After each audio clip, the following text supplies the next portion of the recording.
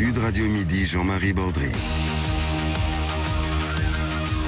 Sud Radio Midi jusqu'à 13h30 tout de suite. Le débat, vous l'avez vécu hier, vous étiez peut-être sur la route dans le sens des retours ou dans le sens des départs. Le chassé-croisé n'a pas changé. Sud Radio Midi, Jean-Marie Baudry. Bon ben voilà, maintenant on est derrière la Belge. Pourquoi les Belges non plus, vous les aimez pas? Ils nous polluent les Belges. À tout, des choses doublées, quel triplé. Alors là, regardez Salomon, regardez. Bah oui. Quoi? Eh ben c'est propre, c'est net, c'est silencieux, y a pas de fumée. C'est en français. Dis donc toi, tu peux pas faire la queue comme tout le monde? Abruti, crétin, cocu, andouille. Tu as entendu, hein? C'est ça les Français. Et oui, c'est ça les Français sur la route, toujours aussi désagréables, surtout quand ils sont nombreux. Bon, inutile de vous rappeler que c'était Rabbi Jacob, un extrait de Rabbi Jacob avec la voix de Louis de Funès. Pourquoi la voiture fait de la résistance pendant les vacances, alors même qu'on nous aide, on nous conseille même de plus en plus de privilégier les transports en commun et le train, pourquoi pas? On va en parler avec nos deux invités. Yves Cara, bonjour à vous. Bonjour. Président de l'Automobile Club Association. Alors, porte-parole de l'Automobile Club Association. Nous sommes également en direct sur Sud Radio avec Michel Kidor. Bonjour à vous. Bonjour. De la Fédération Européenne des Voyageurs, président de la Fédération Européenne des Voyageurs. Il ne s'agit pas d'un débat pour ou contre la voiture. La Fédération Européenne des Voyageurs qui est spécialisée dans les transports en commun. Vous représentez les usagers, c'est-à-dire plutôt, tiens, pourquoi pas, les usagers du train. On est en train de parler du moyen de transport privilégié par les Français pendant les vacances. Une enquête Ipsos pour la société Roule nous le révélait. 73% des vacanciers français allaient privilégier la voiture pour partir cet été. Comment expliquer le fait que la voiture, qu'on a tendance à repousser des centres-villes, par exemple, face à laquelle on a tendance à privilégier le train, c'est encore l'interview du ministre des Transports Clément Beaune dans le journal du dimanche hier. Comment expliquer que la voiture fasse une telle résistance pendant les vacances, Yves Cara? Bah écoutez, ceux qui nous écoutent et qui ont 3 enfants, qui vont faire à peu près 500-600 km pour partir au sud de leur habitation, c'est à peu près ce qu'on fait pendant les vacances, qui emmènent la poussette, qui emmènent tous les bagages, eux, ils ont la réponse. C'est-à-dire qu'en train, c'est compliqué. D'abord, c'est assez cher parce que c'est un vrai tarif quand on est 5, même quand on a des enfants en bas âge. Je crois qu'il ne faut pas opposer le train, le bus même, pourquoi pas, à la voiture ou même au vélo, si on a envie de partir en vélo. Tout le monde doit pouvoir trouver le moyen de se déplacer qui est le mieux pour lui, le moins cher, le meilleur pour la planète et le plus pratique pour sa famille. C'est tout, il ne faut pas opposer. A priori, il ne faut pas opposer. Malgré tout, on constate une belle résistance de la voiture. Michel Kidor, ce qui veut dire aussi que le train, par exemple, a encore du mal à gagner des parts de marché sur la voiture pendant les vacances? Oui, pendant les vacances, parce que le représentant de l'Automobile Club le faisait remarquer à l'instant. Il y a 2 types de déplacements. Il y a les déplacements exceptionnels du type long congé de vacances. Et puis, il y a les déplacements du quotidien. Et là, il est clair qu'il y a une priorité d'usage. Le train est quand même assez plébiscité compte tenu du nombre de gens qu'il prennent et de la foule qu'on voit dans les gares. C'est un fait. Là-dessus, il n'est pas question non plus de faire un débat pour ou anti. Ce qu'on constate, c'est qu'aujourd'hui, et personne ne le conteste, à peu près 80% des déplacements, y compris les déplacements quotidiens, se font en voiture. Il y a peut-être de la marge pour qu'un certain nombre de déplacements motorisés, pas tous, il n'est pas question de faire du dirigisme en la matière, mais qu'un certain nombre de déplacements puissent être réorientés vers le train, en tout ou partie. Donc là-dessus, la raison doit l'emporter, et le train, en fait, lui, il a pour lui sa capacité, sa rapidité, et puis son bilan écologique. Effectivement. Mais en revanche, il devrait aussi avoir le prix. C'était un des objectifs clamés hier par le ministre des Transports, Clément Beaune, limiter ce qu'il appelle les pics tarifaires, notamment pendant les périodes de grand départ. En d'autres termes, faire en sorte qu'un billet de la SNCF coûte pas à ce point, coûte pas aussi cher le 15 août ou alors le week-end du chassé-croisé. Mais vous disiez, Yves Cara, à l'instant, que le train, ça coûtait cher. C'est un fait, sauf que la voiture aussi. L'essence a explosé. Oui, complètement, mais ça dépend. Si on est tout seul, effectivement, un trajet en voiture, ça coûte excessivement cher. Le train est sûrement plus avantageux. Quand on est 2, c'est plus le cas. Quand on est une famille, c'est ce que je disais, il n'y a pas débat. Mais encore une fois, c'est vrai que votre invité le disait, il y a 2 types de trajets pendant les vacances exceptionnelles et pendant le quotidien. Oui, bien évidemment, il y a quelque chose à gagner, mais vous savez, essayer de réserver un billet les grands week-ends, même les week-ends normaux, même pas parler de grands week-ends du 14 juillet, pour revenir ou aller à Toulouse, Montpellier, Bordeaux, Lyon, Avignon et tout. Il faut s'y prendre des mois et des mois à l'avance. Moi, personnellement, j'ai essayé 1 mois et demi pour faire revenir une personne de Toulouse. C'était même 8 semaines avant. Il y avait plus de place. Donc, je me suis rabattu sur autre chose. C'était complet, mais pas une place dans la journée. Donc, c'est très bien le train, mais c'est limité. Donc, à ce moment-là, on s'est rabattu sur autre chose. Et vous savez, l'idéal, ce serait aussi de pouvoir prendre un train sur les longues distances. On arrive, on loue une voiture, et ce serait très, très bien. Vous savez que les locations de voitures ont augmenté de 30% cet été. Donc, vous voyez, rien n'est simple. Et la voiture, ça reste encore le plus pratique. Peut-être que c'est un peu plus cher, pourquoi pas. Peut-être que si on faisait le trajet en bus, ça reviendrait moins cher. Mais si c'est pour passer 2 jours de ses vacances dans le bus, arriver, galérer là-bas et ne pas pouvoir se déplacer parce qu'on n'a pas de voiture. Voilà, il ne faut pas opposer. Chacun doit trouver le moyen qui est le mieux pour lui. Et aujourd'hui, il faut bien reconnaître que la voiture, c'est mieux. Et ce que je vous propose, c'est de vous poser une question un peu personnelle. Vous n'êtes pas obligé d'y répondre d'ailleurs, mais comment vous déplacez-vous vous-même l'un et l'autre pour partir en vacances, quitter votre lieu de résidence et aller dans un autre endroit du pays? Est-ce que vous avez tendance à privilégier le train ou est-ce que vous avez tendance à privilégier la voiture? Michel Kidor. Moi, c'est le train. Toujours le train? Toujours le train, donc de ville à ville? Oui, de ville à ville, oui, tout à fait. Effectivement. Ce qui veut dire aussi que vous passez votre vacances en ville? Vos vacances? Pas forcément, il y a des TER, il y a des services, il y a des services de transport collectif, il y a des taxis, il y a des voitures de location. Non, il ne faut pas. Voilà. C'est pas de la monoculture, hein, je m'empresse de le dire. Voilà, vous n'êtes pas anti-voiture. Mais ça veut dire qu'en gros, il est possible de se passer de sa voiture pendant les vacances d'été.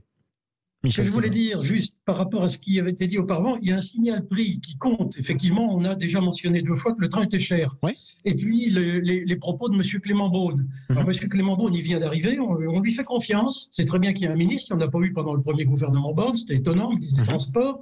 Mais il faudrait qu'il se rappelle, M. Borne, que la SNCF, elle a un actionnaire, c'est l'État. Oui. Donc, nous, ce qu'on demande, c'est que l'État soit stratège, définisse la politique et non pas qu'on laisse la SNCF se dépatouiller avec des mesures plus ou moins favorables, avec des mesures aussi qui la concurrence. Si la voiture est aidée, si l'on subventionne le prix du carburant, parce que c'est comme ça que ça se passe en ce moment, il n'y a rien qui est fait pour le train.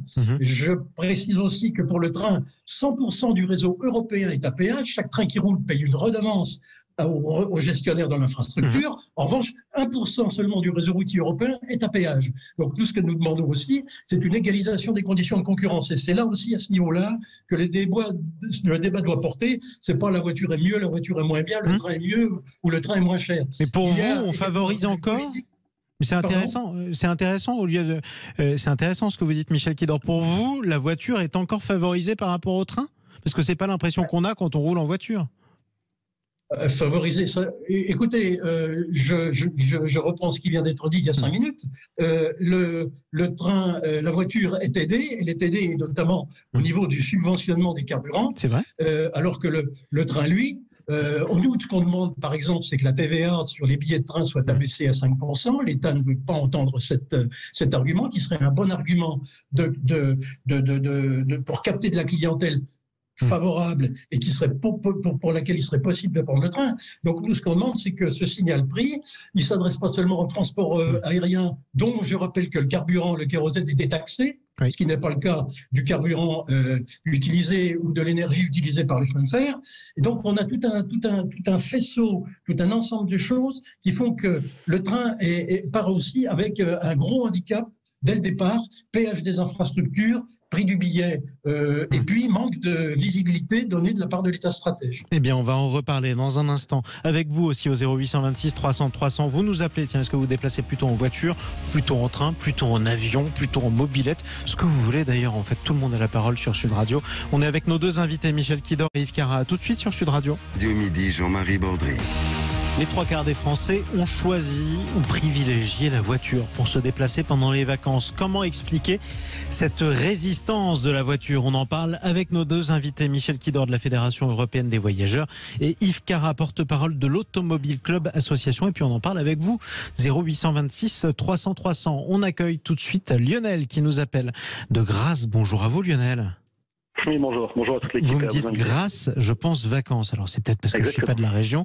Vous êtes en vacances là-bas ou vous êtes de la région? Ah non, moi je suis de la région et là je suis en vacances dans le Vercors. Et vous êtes en vacances dans le Vercors. Vous avez quitté Grasse pendant les vacances, mais c'est logique si vous y êtes toute l'année. Vous êtes parti comment, Lionel ? Moi je suis parti en voiture, après dans une semaine là je rentre et je repars au Portugal en avion. Donc le train, très honnêtement, hein, le train, je me suis fait avoir une fois. Donc vous vous posez la question de savoir pourquoi les gens privilégient la voiture. Moi, je vais vous le dire, hein, concrètement, si on pouvait éviter de se prendre des grèves en permanence au moment des départs en vacances, ou concrètement, ça vous fait sauter l'entièreté de vos vacances, parce que quand vous avez réservé, vous pouvez pas vous déplacer sur site et que vous êtes planté, et ben ma foi, écoutez, vous vous faites avoir une fois. Moi, je me suis fait avoir une fois. Je me suis fait avoir aussi une fois en avion avec Air France. Donc, ces deux modes de transport, que ce soit Air France ou que ce soit la SNCF, c'est juste terminé. Donc du coup, moi je prends la voiture quand je monte dans le Vercors. Là concrètement, pour partir au Portugal, j'ai pris une compagnie portugaise. J'ai même pas pris comment s'appellent toutes les compagnies là qui font grève en ce moment. Pourquoi? Parce que Transavia ou alors Ryanair. Oui, moi je travaille comme un chien toute l'année. Si c'est pour au dernier moment en fait me faire planter sur le quai ou dans l'aéroport parce que les syndicats ont décidé de faire une nouvelle fois faire grève, en fait ça peut pas marcher. Donc l'ouverture à la concurrence, oui, vous savez concrètement la grève, hein, ça a tué le port de Marseille, maintenant c'est Rotterdam qui est passé devant, mais maintenant depuis plusieurs années, ça va tuer la SNCF, ça fait un petit moment, mais c'est le résultat est strictement identique. On sent que vous avez été marqué, vous avez eu des vacances gâchées, on vous le refera pas deux fois. Non monsieur, écoutez, vous privez toute l'année. Honnêtement, moi je comprends qu'ils fassent des grèves à ce moment-là, parce que concrètement c'est la période où ils sont le plus entendus. Évidemment ça emmerde tout le monde, mais quand vous êtes comme moi je suis dans le bâtiment, donc je travaille comme un chien de début janvier jusqu'à jusqu'à début août, sans aucun jour de congé, même le dimanche, je fais mes devis, mes factures et compagnie. Si c'est pour arriver à ce moment-là où vous êtes privé, où vous avez bossé et vous faire planter une énième fois parce que ces messieurs ont décidé de faire grève, ça peut pas fonctionner.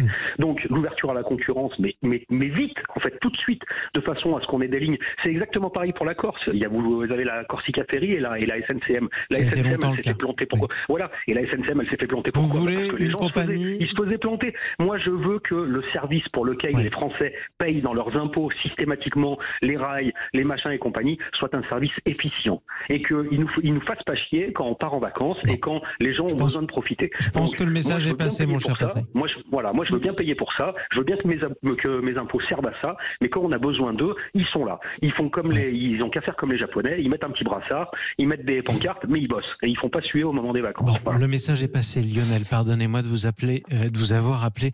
Patrick, profitez quand même de vos vacances dans le Vercors parce que c'est magnifique.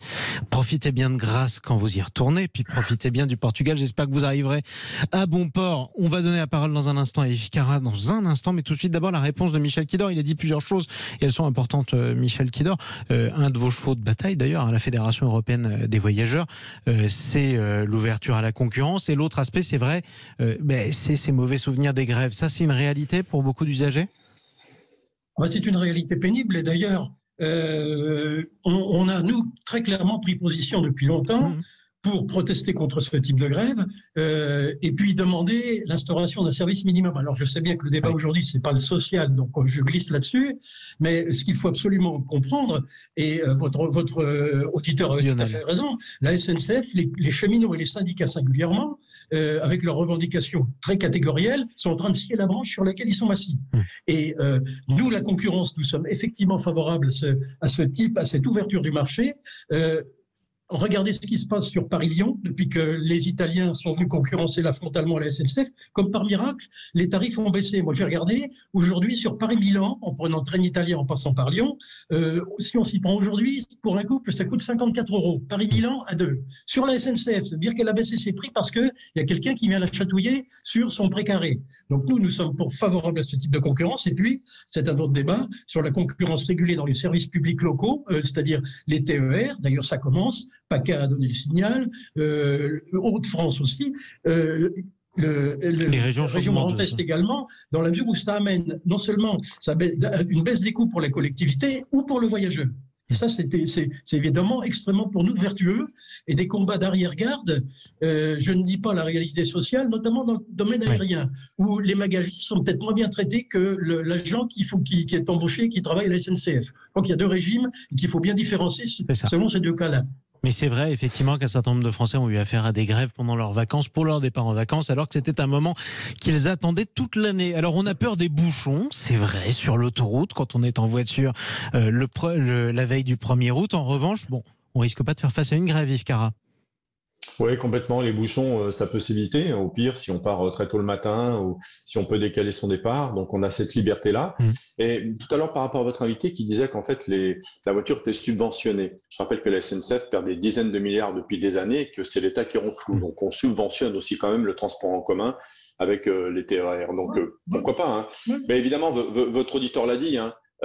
Voilà, quand on se sent un peu prisonnier, on privilégie la voiture. Mais vous savez, peut-être que parfois ceux qui prennent les transports en commun et les trains, ils préféraient peut-être avoir une voiture parce que ça coûte cher d'avoir une voiture et pouvoir faire le trajet et être libre. Et pourquoi pas faire un covoiturage et partager le prix du trajet, hein. C'est très très bien ça. On est vraiment pour à l'Automobile Club, évidemment, comme le covoiturage, l'autopartage et tout ça. Mais vous voyez, on débat plus sur les autres transports que la voiture, parce que sur la voiture, il n'y a pas de débat. On en a besoin, elle est là. Il faut en partie aussi, vous l'avez dit vous-même d'ailleurs. Vous avez cité un chiffre sur lequel... Vous avez cité un chiffre, Yves Cara, sur lequel j'aimerais qu'on revienne. Cette hausse de 30% des locations de voitures. Ça veut dire aussi que concrètement, il y a un certain nombre de vacanciers qui vont se déplacer en voiture pendant les vacances parce qu'ils sont peut-être dans une ville qui n'a pas de gare ou qui n'a plus de gare ou qui veulent aller vadrouiller dans une région qu'ils ne connaissent pas encore et qui le reste de l'année se déplacent exclusivement en train parce qu'ils n'ont pas besoin de voiture. Yves Cara. Oui, alors vous savez, quand on dit on n'a pas besoin de voiture, moi je dis toujours à ceux qui disent moi j'habite en ville, j'ai pas besoin de voiture, je leur dis vous ne savez pas à quel point vous êtes dépendants de ceux qui ont un véhicule et leur permis. Parce que vous vous promenez dans une ville à 6h du matin, c'est rempli de camions qui livrent et qui vont livrer pour que la personne qui, soi-disant, n'a pas besoin de voiture et est vertueuse, puisse descendre en bas de chez elle et acheter ce qu'il faut pour manger et pour vivre. Donc, il faut faire attention. On est tous automobilistes, soit directement, soit indirectement. Et on a tous, en tout cas, quelqu'un qui nous conduit quelque part, qu'il conduise un train ou une voiture ou alors un avion. L'avenir est aussi aux différents modes de transport. Ce sera peut-être le mot de la fin pour vous, Michel Kidor. Concrètement. Oui, je pense que l'avenir est... Non, il n'est pas question d'opposer. Moi, je pense que quand même, on sait très bien que la SNCF est subventionnée. C'est dans une partie de ces statuts-là. Un service purement commercial sont les TGV, puis des services publics locaux qui sont subventionnés d'ailleurs par les régions. Ce sont deux choses différentes. Donc, personne ne nie que la SNCF est subventionnée. Ce que nous constatons, c'est que la voiture, effectivement, en ce moment, jusqu'au moins la fin de l'année, va être aidée au niveau du carburant. Et que, comme je le disais tout à l'heure, le chemin de fer a un certain nombre de handicaps à rattraper. Je voulais simplement dire aussi que un exemple concret, nous avons eu des amis qui sont venus nous voir, au lieu de mettre 5 heures, ils ont mis 6h30 en voiture. Ils auraient pris le train, leur train aurait eu 1h30 de retard, 50% du prix du billet leur aurait été remboursé par la SNCF. Il y a un système des droits des voyageurs au niveau français et européen qui protège les voyageurs de train en cas de dysfonctionnement. Donc l'idéal, ce n'est pas que les trains aient du retard, mais sachez que quand il y a un dysfonctionnement, ce retard peut être indemnisé et parfois même compensé par des reroutages. Donc l'avantage de la voiture, il est indéniable.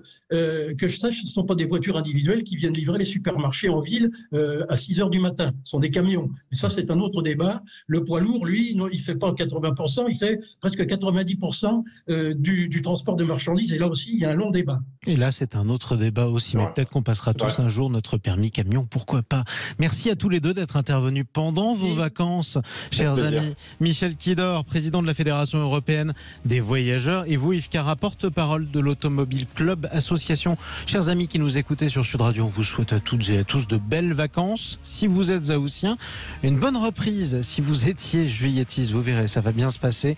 Quoi qu'il en soit, nous, on se retrouve demain à partir de midi sur Sud Radio avec toute l'équipe pour Sud Radio Midi. On continuera à faire le tour des informations qui marquent ces vacances et ce mois d'août, puisque l'actualité ne s'arrête pas. La culture non plus ne s'arrête pas sur Sud Radio, puisque dans quelques minutes, vous avez retrouvé les clés d'une vie avec Jacques Pessis en compagnie de son invité. On va chanter, on va faire un petit peu de poésie, puisque vous reconnaissez peut-être la voix de